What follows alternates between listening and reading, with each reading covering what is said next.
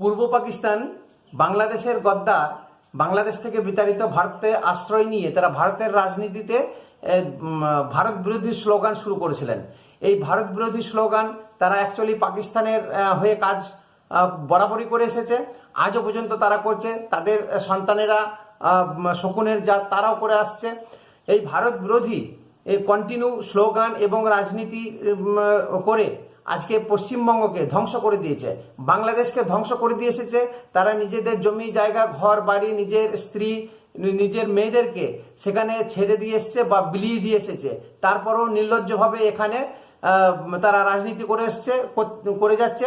এই যে ভারত বিরোধিতা করার ফলে আজকে পশ্চিমবঙ্গ আমরা অনেক পিছনে চলে গেছি।